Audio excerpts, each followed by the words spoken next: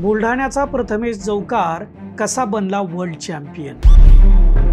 2023 साली चीनमध्ये झालेल्या वर्ल्ड कप व एशियन गेम्समध्ये कसं जिंकलं सुवर्ण पदक? मेक्सिकोमधील स्पर्धेच्या अंतिम सामन्यात बरोबरी साधूनही प्रथमेशचं सुवर्ण पदक कसं हुकलं? वर्ल्ड चॅम्पियन प्रथमेशच्या वाटचालीत त्याचे गुरु व आई वडिलांची भूमिका काय राहिली? खेळात करिअर करण्याविषयी वर्ल्ड चॅम्पियन प्रथमेश काय म्हणाला? असं काय घडलं की 2028 मध्ये होणाऱ्या ऑलिम्पिकसाठी प्रथमेशला पुन्हा नव्यानं सुरुवात करावी लागली आहे?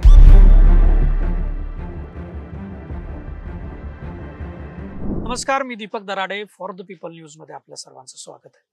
मंडळी, माझ्या मागे तुम्ही बघत असाल हे काय आहे? बऱ्याचदा स्पोर्ट्स मध्ये तुम्ही हे बघितलं असेल, हा सगळा बॅकग्राऊंड. तर हे आर्चरीचं लक्ष भेदायचा एक कव्हर आहे, टार्गेट आहे.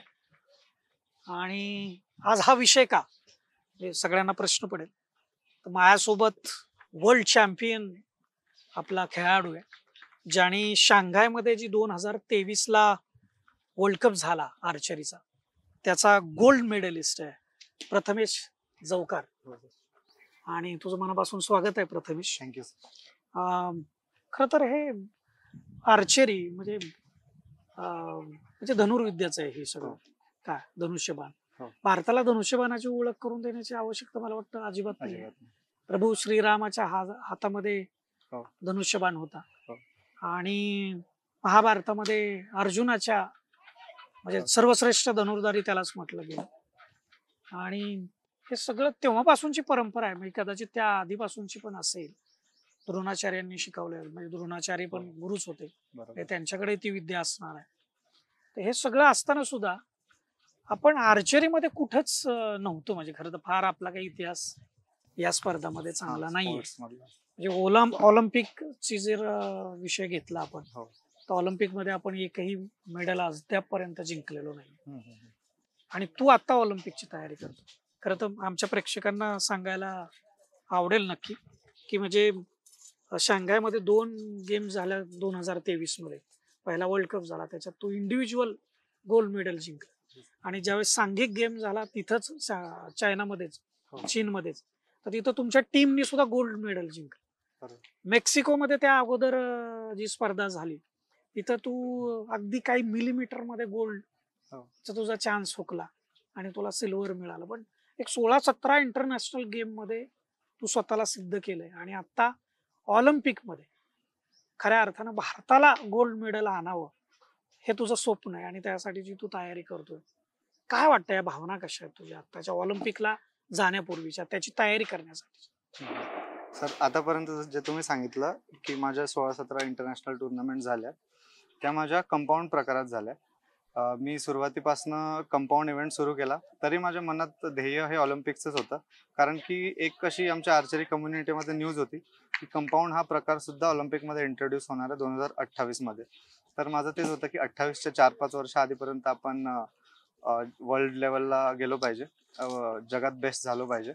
तर मी माझ्या त्या रस्त्याने व्यवस्थित सुरू होता माझा प्रवास. आणि 2023 मध्ये माझी वर्ल्ड रँकिंग टॉप 4 पर्यंत सुद्धा गेली होती. आणि माझं ध्येय तेच होतं की आता 28ला ऑलिम्पिकला येईल माझा इव्हेंट आणि मग मी भारताचं प्रतिनिधित्व करेल ऑलिम्पिकमध्ये. पण 2024च्या आधी अशी न्यूज कळाली की कंपाऊंड ॲड होणार नाही आहे आणि रिकर्व हा एकुलता एक इव्हेंट असणार आहे ऑलिम्पिकला. तर मागच्या वर्षी 2024ला जे पॅरिसला ऑलिम्पिक झालं, तर तेच मी आर्चरीचा प्लेयर पण आहे आणि एक चांगला फॅन पण आहे. तर 24ला मी लाईव्ह बघायला गेलो होतो पॅरिसला. तर तिथे बघितलं मी आपल्या प्लेयर्सला मेडलच्या एकदम जवळ जाताना बघितलं. आपले धीरज बोमादेवरा आणि अंकिता भगत हे मिक्स टीम इव्हेंटमध्ये ब्रॉन्झ मेडल मॅच पर्यंत सुद्धा गेले होते. मी तिथं माझा पूर्ण घसा फाडून चीअर करत होतो त्यांना, पण थोड्याने त्यांचं ब्रॉन्झ मेडल चुकलं. आणि जसे तुम्ही बोलले की आपला जो पूर्ण इतिहास आहे तो धनुष्यबाणावरच डिपेंडंट आहे. म्हणजे रामायणमध्ये धनुष्यबाणाने सुरुवात झाली. पहिले शिवधनुष्य पेलला, मग त्यानंतर युद्ध केलं धनुष्यबाणाने. त्यानंतर महाभारतात पण अर्जुनाने धनुष्यबाणानेच खेळला. आता आपण छावा पिक्चर बघितला, त्यामध्ये पण त्यांचा जेव्हा राज्याभिषेक होतो संभाजी महाराजांचा, तेव्हा पण जेव्हा त्या सिंहासनाकडे चालत जातात तर त्यांच्या हाती धनुष्यबाणच असतो. तर इतका आपला धनुष्यबाणाचा इतिहास तो अगदी छत्रपती हो. शिवाजी महाराजांचा जो राज्याभिषेक सोहळा हो झाला हो त्यालाही ते हो हो धनुष्यबाणच घेऊन गेले म्हणजे हो असा इतिहासामध्ये आपण बघतो. वाचतो.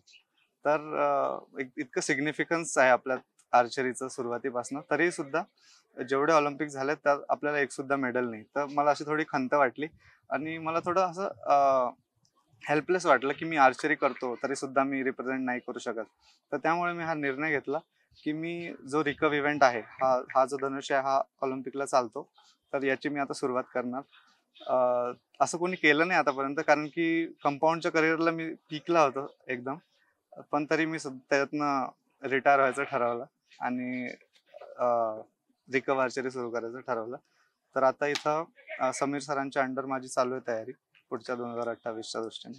नाही, आपण आता हे ऑलिम्पिकचं तर तुझी तयारी सुरू आहे, पण मला थोडस तुला मागे घेऊन जायला आवडेल. आम्हालाही समजेल की हा वर्ल्ड चॅम्पियन कसा घडला नेमका, म्हणजे काय इन्स्टिंक्ट होतं किंवा काय असं घडलं की तू आर्चरीमध्ये आलास. लोक क्रिकेटमध्ये जात आहेत, आता कबड्डीच्या एकदम बूम आहे, प्रो कबड्डीमुळे कबड्डी एकदम जोरात आहे, किंवा फुटबॉल फीवर येतो, काय बरोबर. टेनिस आपल्याकडे बऱ्यापैकी त्याची एक क्रेज निर्माण झालेली आहे का. तर ही एकदम आर्चरीमध्ये का, कारण हे विचारतोय का कारण मुंबई पुण्यामध्ये कदाचित ह्या सगळ्या गोष्टी अवेलेबल असू शकतील, पण तू एकदम बुलढाण्यामधून येतो. हे विदर्भातला बुलढाणा जिल्हा आहे की हो. जो आपण एक मागास विकासापासून दूर वंचित राहिलेला जिल्हा आहे. तर त्या ठिकाणी तू मूळचा तिथला आहेस. कसा आलास तू याच्यामध्ये, काय तुला नेमक्या समस्या किंवा पॉझिटिव्ह काय नेमकी अवेलेबिलिटी काय होती? हा म्हणजे एक छान योगायोगच झाला सर. मी 5वीत असताना बुलढाण्याला एक समर कॅम्प झाला होता. त्या समर कॅम्पमध्ये बरेच खेळ होते. तर त्यामध्ये प्रत्येक खेळाची आपल्याला ट्रायल घ्यायची होती. तर योगायोगाने तिथं आर्चरी सुद्धा होता. माझे जे सर आहेत चंद्रकांत हिलक सर, ते आधी आर्मीकडून खेळायचे आर्चरी, ते बुलढाण्याचेच आहे. तर ते रिटायर झाले होते नेमकेच आर्मीमधनं आणि ते पण होते त्या समर कॅम्पला आर्चरी शिकवायला. तर जेव्हा मी आर्चरीची ट्रायल घेतली तेव्हा जो पहिला धनुष म्हणजे ॲरो मारला मी आयुष्यातला, तो माझा चुकून 10 मध्ये बसला. ते जे मधात सेंटर आहे त्या 10 मध्ये बसला. तो चुकून बसलेला होता. पण तेव्हापासून मला आवड निर्माण झाली. असं मला वाटलं की माझ्यात असू शकतं टॅलेंट त्या गोष्टीचं. आणि अकॅडमी पण आहे ती घराच्या जवळ होती. तर त्यामुळे हे शक्य झालं माझं आर्चरीची सुरुवात करणं. हे तू 5वीच्या नंतरची ही गोष्ट सांगतोय. 5वीच्या नंतर. पण आता एवढ्या लहान वयामध्ये खेळामध्ये तू वेळ द्यावा, किंवा आता आपण सगळे पालक बघतोय की ते मुलांच्या मागे एकदम लागलेत, रॅट रेस लागली की मार्क्स कसे मिळतील हो. आणि प्रत्येक जण IIT मध्ये कसं जाईल, किंवा IIT मधून इंजिनियर होईल, किंवा मेडिकल करून त्यांनी MBBS करून MD करून एक चांगला डॉक्टर व्हावा, अशी सगळ्यांचीच अपेक्षा. तुझ्या घरची पार्श्वभूमी कशी आहे, म्हणजे त्यांनी तुला एवढी मुभा दिली? मला पण आता मागे वळून बघितलं तर सरप्रायझिंगच वाटतं की त्यांनी इतकी सूट मला कशी काय दिली. आणि तेव्हा म्हटलं तर 6वीतच म्हणजे काही दिवस मी आर्चरीची प्रॅक्टिस केल्यानंतर 6वीतच मला जे ॲडव्हान्स इक्विपमेंट असतं सरांनी ते घ्यायला लावलं. त्याची किंमत तेव्हा 1.5 लाख रुपये होती. पण तरीही तेव्हा तर मी हट्टच केला घरी की मला पाहिजे, मी करणार याच्यात छान. पण तेव्हा घरात परिस्थिती नसतानाही कर्ज काढून मला त्यांनी इतक्या लहान वयी घेऊन दिला, माझ्यावर विश्वास टाकला. आणि त्यानंतर 7वी मध्ये मी अंडर 14 मध्ये महाराष्ट्राचं प्रतिनिधित्व केलं अरे वा. नॅशनलमध्ये. आंध्र प्रदेशमध्ये नॅशनल झाली होती आणि त्यात मी ब्रॉन्झ मेडल सुद्धा जिंकलो. तर असं 1.5 वर्षामध्ये मी स्वतःला सिद्ध केलं. तर तेव्हापासून घरच्यांचा पण कॉन्फिडन्स वाढला माझ्यात. नाहीतर त्यांचं असं प्लॅनिंग होतं की बघू 10वी पर्यंत, जर यांनी काही चांगलं केलं तर याला पुढे हे करू. पण मी 7वी 8वी पर्यंतच नॅशनल लेवलला स्वतःला प्रूव्ह केलं होतं. आणि मग लक्ष फिक्स झालं. त्यामुळे लक्ष फिक्स म्हणजे जसं आर्चरीमध्ये तुम्ही हे लक्ष फिक्स करताय 10 मार्क मिळवायचे, काय बरोबर. तसं तुझं लक्ष फिक्स झालं. तसं लक्ष फिक्स. आणि पुढचा प्रवास कसा, म्हणजे वर्ल्ड चॅम्पियन होणं हो. हे सोपी गोष्ट नाहीये. म्हणजे मला वाटतं भारतातले किती लोक वर्ल्ड चॅम्पियन झालेत मला माहित नाही. तूच त्याच्यावरती प्रकाश टाकू शकतोस. भारतामध्ये आर्चरीमध्ये अजून आहेत 3-4 जणच झालेत माझ्या व्यतिरिक्त. आधी एक आपले अभिषेक वर्मा आहेत, ज्योती सुरेखा वेनम आहेत, अजून दीपिका कुमारी यांचं नाव सगळ्यांनी ऐकले. असे काही जण झालेत माझ्या आधी वर्ल्ड चॅम्पियन. माझा मित्र एक ओजस देवताळे आहे, तो पण वर्ल्ड चॅम्पियन झालेला आहे. वर्ल्ड चॅम्पियन ही एक खूप मोठी गोष्ट वाटते. पण जेव्हापासून मी आर्चरीची सुरुवात केली तेव्हापासून मला घरी आधी मला वाटायचं की हे मला चिडवत आहेत का आई बाबा, पण लहानपणीपासूनच ते मला हाक मारताना म्हणायचे की आला का वर्ल्ड चॅम्पियन घरी, वर्ल्ड वा. चॅम्पियन गेला का प्रॅक्टिसला. वा. तर तेव्हापासून ते माझ्या मनामध्ये असं रुजलं एक बिंबवलं गेलं हा. की तुला वर्ल्ड चॅम्पियन व्हायचं. की हा वर्ल्ड चॅम्पियन की हा होऊ शकतो मी, ही काही अशी जगावेगळी गोष्ट नाही, कारण की ते तितक्या वेळा कानावरतून गेलं होतं, म्हणून ते मला शक्य वाटायला लागलं. म्हणजे काय नेमकं म्हणजे ही तयारी कशी असते? म्हणजे नुसतं फिजिकल फिटनेस तर लागतोच म्हणजे खरं तर. पण त्याच्या व्यतिरिक्त आता मला जर तू या हातात दिलं म्हणलं चला खेळा, हो. कदाचित माझा बाण दुसरीकडेच जाईल, हा हे तर लक्ष वेधू मी लागतं. शकणार नाही. काय लागतं, स्ट्रेंथ काय आहे याची? याला सर फिजिकल स्ट्रेंथ तर लागतेच पहिले, कारण की याची जी ओढायची स्ट्रेंथ असते ती दाखव ना, म्हणजे तू आम्हाला थोडस. हो. ही जी ओढायची जी स्ट्रेंथ असते हा. ही आता तुम्हाला सहज वाटते ओढणं, पण जर तुम्ही ओढायला गेलं तर हे 25 ते 30 किलो पर्यंतचं वेट मागे ओढावं लागतं. बरं. जसं आपण जिम मध्ये ओढतो हो. तसंच हे जे ओढायचं याचं रेजिस्टन्स आहे हे 25 ते 30 किलो असतं. तर त्याच्याकरता पहिले खूप स्ट्रेंथ डेव्हलप करावं लागते. म्हणजे तुमच्या हातामध्ये स्ट्रेंथ पाहिजे. हा, हातामध्ये, तुमच्या बॅक मध्ये, तुमच्या कोअर मध्ये, तर अशी स्ट्रेंथ डेव्हलप करावं लागते. ती कशी स्ट्रेंथ डेव्हलप केली जाते? ती स्ट्रेंथ सुरुवातीला तर हलका रबर ओढावं लागते, मग याच्यातच कमी वजनावाला धनुष्य असतो, आणि बाकी जसं तुमचे कोच जे वर्कआउट सांगतील तुम्हाला ते वर्कआउट्स करावं लागतात. पण तरी सुद्धा स्ट्रेंथचा इतका गेम असल्यावरही मी तरी म्हणेल 90% हा मेंटलच गेम आहे, कारण की त्या तुम्ही एक वरच्या लेवलला आला की सगळ्यांनी ही ग्राउंडवरची मेहनत केलेली असते, पण तिथं जो चांगला खेळतो, तो जो मेंटली स्ट्रॉंग असतो तोच जिंकतो त्या ठिकाणी. तर 90% हा आमचा मेंटलच गेम आहे. तर याच्यात जो जास्त मेडिटेशन करतो, जो जास्त व्हिज्युअलायझेशन करतो, मेंटली स्वतःला स्ट्रॉंग बनवतो, तो जास्त जिंकतो सर या गेम मध्ये. मग तू योगा वगैरे करतो? हो प्राणायाम करतो. कधीपासून? योगा मी तसं स्वतःहूनच करायचो आतापर्यंत. आता मी आपले जे गुरुजी आहे, राजगुरुजी, त्यांच्याकडे येणं सुरू केलंय. त्याच्या आधीपर्यंत मी स्वतःच करायचो. सकाळी आपलं अनुलोम विलोम, भस्त्रिका, अजून कपालभाती, आणि त्यानंतर आपलं थोडा ओमकार करून थोडं ध्यान करायचो. सकाळी 15-20 मिनिटं हे मी करायचो, कारण की डेली शेड्यूल मध्ये तुमचं डिसिप्लिन असलं की मगच तुम्हाला ते रिझल्ट दिसतात. तर तसा मी स्वतःहून जितका होईल तितका प्रयत्न करायचो. म्हणजे आता तू ते ओढून दाखवलं, पण ओढणं ठीक आहे, ताकदीनं ओढू शकतो. हो. स्टेडी ठेवणं पण हा एक भाग असेल ना? हो, स्टेडी ठेवणं ते सरावानीच येतं सर. त्याला बरेच ॲरो मारावं लागतात तुम्हाला. दिवसाचे 400 ॲरो तुम्ही जेव्हा मारसाल तेव्हाच तुम्हाला कळेल स्वतःहूनच की ती स्थिरता कशी मिळवायची. तू फिजिकल फिटनेसचा पण उल्लेख केला. म्हणजे आहार वगैरे याच्यात किती? आहार वगैरे यात सर आम्हाला खावं लागतं, जास्त जास्त डाएट ठेवावं लागतं, कारण की आमचं गेम मध्ये एका ठिकाणी उभं राहून मारत असलो आम्ही तरी सुद्धा आमच्या टार्गेटच्या ज्या 70 मीटरला टार्गेट असतं, आणि आमचं दिवसात 6-7 किलोमीटर चालणं होतं, कारण की प्रत्येक राऊंड मारलं की 70 मीटर जाणं, 70 मीटर येणं, तसं आमचं बरंच चालणं होतं दिवसात. त्यात पण आमच्या कॅलरीज बर्न होतात. आणि तसं म्हटलं तर ऑलिम्पिक खेळांमध्ये त्यांनी एक स्टडी घेतली होती की कुठल्या गेममध्ये जास्त कॅलरीज बर्न होतात. आमचा आठवडाभरचा इव्हेंट चालतो, तर यामध्ये मॅरेथॉन नंतर ज्या कॅलरीज बर्न होतात त्या आर्चरीमध्ये होतात. तुम्हाला तो ग्राफ शेअर पण करेल मी. मला पण बघून आश्चर्यचकित झालो होतो मी. पण म्हणून आम्हाला डाएट ठेवावं लागतं, चांगलं प्रोटीन रिच डाएट ठेवावं लागतं. तर ज्याचे जसे म्हणजे कोणी व्हेज खात असलं तर व्हेज, नॉनव्हेज खात असलं तर नॉनव्हेज, तर त्यानुसार आपलं प्रोटीन रिक्वायरमेंट कम्प्लीट करावं. आता तुझी प्रॅक्टिसचा उल्लेख तू केला. प्रॅक्टिस काय शेड्यूल असतं? किती तास तुम्ही प्रॅक्टिस करता? प्रॅक्टिस सर आमच्या गेम मध्ये असं आहे की हा रेपिटेटिव्ह स्पोर्ट आहे. एकच एक आम्हाला शूट करावं लागतं आणि ते मास्टर करावं लागतं. तर जितकी प्रॅक्टिस केली तितकी कमीच आहे आमच्यासाठी. तरी आमचं एक शेड्यूल असतं. सकाळी माझं सध्याचं शेड्यूल आहे 8 ते 12 मी प्रॅक्टिस करतो. त्यानंतर मध्ये लंच ब्रेक आणि थोडासा रेस्ट. त्यानंतर मी 3 ते 6 प्रॅक्टिस करतो अंधार पडेपर्यंत. त्यानंतर माझं जिम सेशन असतं. आणि सुरुवातीला सकाळी त्याच्या आधी 8च्या आधी मग माझं ते योगा आणि मेंटल ट्रेनिंग जे काय असतं ते मी करतो. बेस्ट पिरियड कुठला असतो तुमच्या प्रॅक्टिसला याचा? सकाळी, दुपारी, संध्याकाळी किंवा पहाटे? तसं तर पहाटेच बेस्ट असतो, शांततेत चांगली प्रॅक्टिस होते. पण आम्हाला ते बघावं लागतं की आमच्या ज्या टुर्नामेंट होत असतात त्या भर दुपारी होतात. अच्छा. म्हणून त्याची पण सवय पाहिजे, उन्हात शूट करायची सुद्धा सवय पाहिजे. तुमची नजर स्थिर राहिली पाहिजे. हा, उन्हात कधी कधी त्रास होतो, एनर्जी लॉस होते. तर टुर्नामेंटचं टायमिंग बघतो आम्ही की टुर्नामेंट कशी ठेवण्यात येणार आहे, त्यानुसार आम्ही चेंजेस करतो. त्यानुसार मला सांग, हे तुमचं खरं तर मला समजून घ्यायला आवडेल किंवा आपल्या सगळ्या प्रेक्षकांनाही थोडं समजून देऊयात. हा तुमचा लक्ष बोर्ड आहे. हो. बरोबर. काय आहे हे, कसं असतं तुमचे आमचं हे 122 गुण कसे मिळतात? सेंटीमीटरचं फेस आहे टोटल. हा. त्यामध्ये ही आमची टेनरिंग असते. आपल्या एका सफरचंदापेक्षा थोडंसं मोठं आहे. हा, हा, हा. तेवढं आम्हाला 70 मीटर वरनं मारावं लागतं. ओके. तर याला एक्स म्हणतो. बर. एक्स 10, 9, 8, 7 असे करत करत रिंग्स असतात. तर या प्रकारे आमची स्कोरिंग सिस्टम असते याच्यात. बर. मग आता तू एवढी प्रॅक्टिस आणि वर्ल्ड चॅम्पियन आहे तू, खरं तर तुझे किती येतात ह्या एक्स मध्ये किंवा 10 मध्ये? तसे तर तुम्ही युट्यूबवर मॅचेस बघू शकता. आमची 15 एरोची मॅच असते.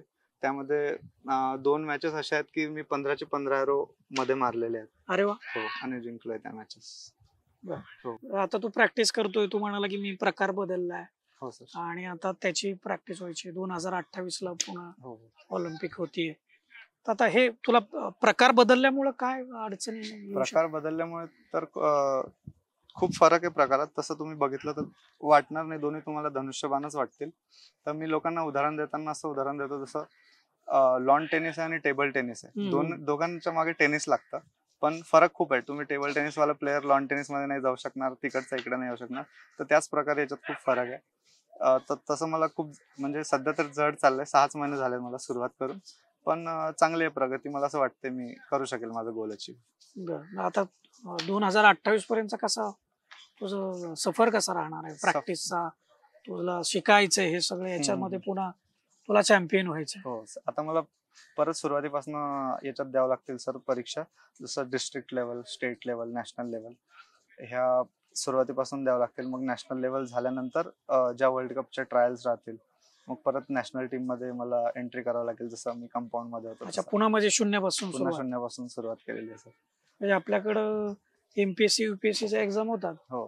तुम्ही इंटरव्ह्यूला जरी बाहेर पडले तर पुन्हा सुरुवातीपासून आता प्रिलिम्स देणार मी सगळं. एक असा कुठला तरी प्रसंग असेल ना की ज्यावेळेस तुला खूप असं वाटलं असेल की अरे यार मिस झालं बरंच सगळी, असा कुठला प्रसंग आहे तुझ्या जीवनात या सगळ्या प्रवासात? या सगळ्या प्रवासात हो सर, माझा एक आहे प्रसंग. मी आर्चरीची सुरुवात एक टुर्नामेंट डोळ्यासमोर ठेवून केली होती. त्या टुर्नामेंटचं नाव होतं ज्युनियर वर्ल्ड चॅम्पियनशिप. कारण की खूप लहान असताना मी सुरू केली होती आर्चरी. तर मला ज्युनियर प्रकारात वर्ल्ड चॅम्पियन व्हायचं होतं. तर ती 2 वर्षातनं एकदा होते टुर्नामेंट, म्हणून ती फारच असं अँटिसिपेशन असतं त्या टुर्नामेंटचं. आणि तर त्या दृष्टीने मी मेहनत केली 2016 ते 2019. तर मी 2019 मध्ये ती टुर्नामेंट खेळलो, पण एक्सपिरियन्सचा अभाव असल्यामुळे तेव्हा मला मेडल मिळवता आले नाही. त्यानंतर ती 2001 कुठे झाली होती ती झाली होती सर स्पेन मध्ये. बरं. त्यानंतर म्हटलं की ठीक आहे, आपण लहान आहे. किती वर्षाचा होता तू? मी तेव्हा 16 वर्षाचा असतो. हो. आणि अंडर 18 वयात खेळलो मी ती, अंडर 18 वयोगटात. त्यानंतर ती 2021 मध्ये झाली ज्युनियर वर्ल्ड चॅम्पियनशिप. ती पोलंडला झाली. तरी मी फार जवळ पोहोचलो होतो मेडलच्या ह्याच्यात, पण तिथे सुद्धा मला अपयश मिळाले. पण त्यानंतर माझी लास्ट होती, कारण की 21 वर्ष खालीपर्यंतच तुम्ही खेळू शकता. तर त्यानंतर मी आयर्लंडला झाली ती 2023 मध्ये. तर तिथं पण मला परत त्याच्यात अपयश मिळाले. तर असं ही माझी खूपच खंत आहे जीवनातली. त्यानंतर मी खूप निराश झालो होतो. पण मला हे माहित नव्हतं की आताच आपली खरी सुरुवात होणार आहे. याच्यानंतर आपण ही जी मेहनत केली या ज्युनियर प्रकारात, ती आपल्याला पुढे आता सिनियर मध्ये कामी येणार आहे. तर तेव्हा मी फारच निराश झालो होतो त्यानंतर. पण तरी माझं जे प्रॅक्टिस आहे, माझं रुटीन आहे, ते मी काही सोडलं नाही. आणि पुढे तू चायनामध्ये तर त्यानंतर गोल्ड मेडल जिंकलं. 23 वर्ल्ड चॅम्पियन मध्ये. मग सिनियर प्रकारात मी चांगलं करायला लागलो. मेक्सिकोच्या त्या स्पर्धेत असं काय झालं होतं की तुमचा टाय झाला? दोघेही जे कोण तुम्ही टॉपर होते, टाय झाला तरी पण तू सिल्वरला कसं काय आला? म्हणजे काय नेमकं घडलं होतं? ती सर खरं तर खूप हाय लेवलची मॅच झाली होती. 150 पैकी आम्ही दोघांनी ती म्हणजे कुठली चॅम्पियनशिप? आमच्या वर्षातून जे टॉप 8चे खेळाडू असतात, वर्षात वर्ल्ड लेवलला जे चांगलं परफॉर्म करतात, त्यातले टॉप 8 जण हे 8च खेळू शकतात. बरं. तर मी झालं, तो डेन्मार्कचा प्लेअर होता गोल्ड मेडल मॅच मध्ये, नेदरलँडचा, असे आम्ही 8 जण होतो वेगवेगळ्या देशातले बेस्ट. तर ती त्याची फायनल होती. म्हणजे त्या वर्षीचा बेस्ट आर्चर निवडला जाणार होता आणि वर्षाच्या शेवटी होती ती. तर त्या ठिकाणी 150 पैकी 148 आम्ही दोघांनी पण स्कोर केला होता तिथे, तेवढ्या प्रेशर मध्ये पण. तर ते पण त्याची एवढी खंत नव्हती मला की छानच केलंय आपण परफॉर्म. आता शूट ऑफ केल्याने मला आतून कॉन्फिडन्स होता की याने कुठेही मारला तरी मी याच्यापेक्षा मदत मारणार आलो. ओके. हा, तर पण काय झालं, त्याचा एकदमच जसं आपण म्हणतो त्याचा इथं सेंटरला हो. लागला, सेंटरच्या थोडा बाजूला, हम्म. आणि माझा थोडा इकडे लागला, म्हणजे 1 सेंटीमीटरचं अंतर होतं ते फक्त. बर. तर त्याचं जास्त हे पण नाही करू शकत, कारण की माझं बेस्ट दिलं होतं. एवढं आपला कंट्रोल नसतो आपल्याला एवढ्या ओके. तर ते मी माझा बेस्ट शॉट केला एवढ्या अंडर प्रेशर मध्ये पण. तर एवढं मला रिग्रेट नाही. मला रिग्रेट एकाच गोष्टीचं आहे की ते एवढ्या अंतरामुळे आम्हाला जे प्राइज मनी मिळालं हा. त्यात 15 लाखचं अंतर होतं. त्याला 30 लाख रुपये मिळाले, मला बर. 15 लाख रुपये मिळाले. बर. तर त्या गोष्टीची खंत आहे. बाकी मला माझ्या परफॉर्मन्स बद्दल काही हे नाही. हे खूप छान आहे. काय सांगशील म्हणजे आता आपल्या भारतामध्ये एकूणच खेळाचं प्रमाण जे आहे हो. तुलनेनं कमी आहे. म्हणजे ते हम्म. वातावरण असेल हो. किंवा त्याला मिळणाऱ्या सुविधा असतील, हम्म, हम्म, त्याच्यामध्ये पार्टिसिपेट होणारी संख्या असेल मुलांची, किंवा मुळात पालकांनाच वाटत नाही हम्म. की आपल्या मुलांनी खेळामध्ये हो. करिअर करावं. हम्म, आणि ते का वाटेल म्हणजे कारण आजूबाजूला तसं काही वातावरण नाही. हम्म, हम्म, म्हणजे तो 10 वर्ष खेळान उद्या त्याच्यात सक्सेस नाही झाला तर त्याला दुसरं करिअरच करता येणार नाही. हम्म. तर या सगळ्या फेज मधनं तू बाहेर आलायस, हो. किंवा तू आता वयाने काय फार मोठं नाही, 21 वर्ष वय आहे तुझं, हो. अगदी कमी वय आहे. हे कसं कसं काय सांगशील तू लोकांना, पालकांना विशेष करून, मुलांना? खेळाचं कल्चर सर आतापर्यंत तर नव्हतं इतकं, पण आता खूप वाढताना दिसत आहे. जसं त्यामध्ये याची खूप मदत झाली आहे. जशी 2018 मध्ये खेलो इंडिया ही स्कीम आली होती. खेलो इंडिया टुर्नामेंट झाली होती फर्स्ट टाइम. तर त्याचा पण भाग होतो मी पहिल्या खेलो इंडियाचा. तर त्यानंतर त्यांनी फायनान्शियल हेल्प सुरू केली, तर आणि स्कॉलरशिप सुरू केली, मुलांना इक्विपमेंट प्रोव्हाइड करायचं सुरू केलं. तर तेव्हापासून खेळामध्ये खूप वाढ झालेली आहे. कारण की आधी पॅरेंट्सला सगळं स्वतःहून करावं लागायचं, म्हणून त्यांना ते जड जायचं. तर आता सध्या तशी परिस्थिती नाही आहे. आता जर तुम्ही नॅशनल लेवलला गेले तर तुम्हाला गव्हर्नमेंटकडनं भेटते चांगली मदत, सुविधा. चांगली सुविधा मिळते. आणि सर खेळाचं प्रमाण, कारण की खेळामध्ये करिअर होताना नव्हतं दिसत आतापर्यंत पॅरेंट्सला, की खेळ खेळला तर याचं नंतर जाऊन याचं म्हणजे जॉबचं कसं होईल आणि सेटल होता येईल की नाही. तर ते आता हळूहळू चेंज होताना दिसत आहे. जसे आपण आपले ऑलिम्पियन्स बघतो, तर ते त्यांना जॉब्स पण मिळत आहे, त्यांना स्पॉन्सरशिप सुद्धा मिळत आहे. तर खेळा थ्रू सुद्धा करिअर होत आहे, हे आता दिसायला मिळत आहे. तर मला वाटतं ते आता चेंज होईल हळूहळू. काय म्हणजे आता तू एक वर्ल्ड क्लास खेळाडू आहे म्हणून खरं हा प्रश्न तुला विचारतो. खरं हे कुठलं असं एज आहे की तिथं पालकांनी, जसं तुझ्या आई वडिलांनी तुला सपोर्ट केला, काय तसं कुठल्या एज वरती एक त्या वेळेला हा निर्णय होणं गरजेचं आहे? मला असं वाटतं सर, 10-12 वर्षाचा असतानाच हा निर्णय घेतलेला बरा. कारण की जसं आपण बघतो पुढे जाऊन आपल्याला इतर देशातल्या खेळाडूंना टक्कर द्यावं लागते.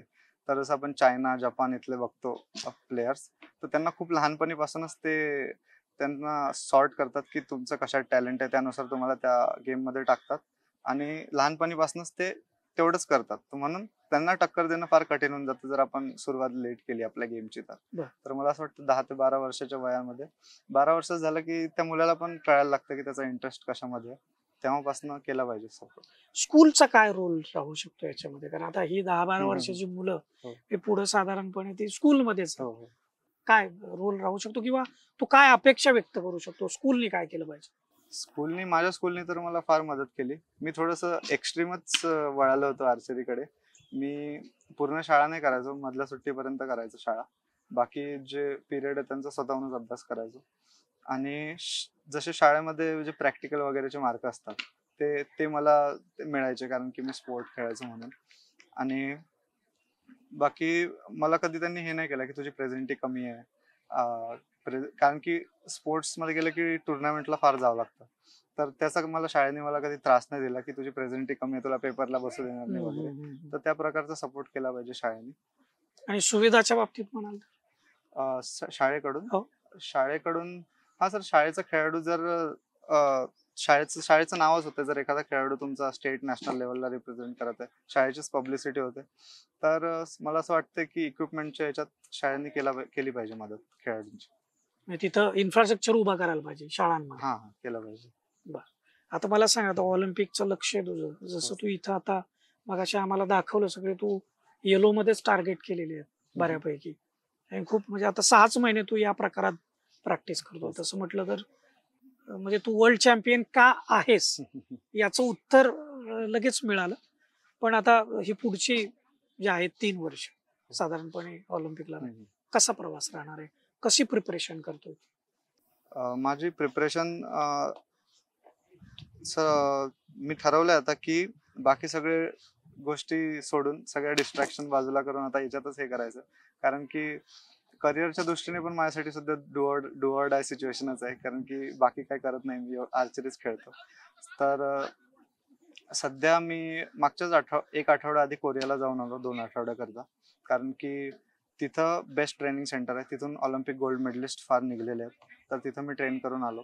तर तसंच माझं प्लॅन आहे की त्यांच्याकडून मी जे शिकून आलो ते आता अंमलात आणेल आणि असंच फॉरेन ट्रेनिंग करून आणि जे माझे इतर ऑलिम्पियनचे मित्र आहेत त्यांच्याकडून गायडन्स घेऊन मी माझी तयारी सुरू ठेवेल 28ची.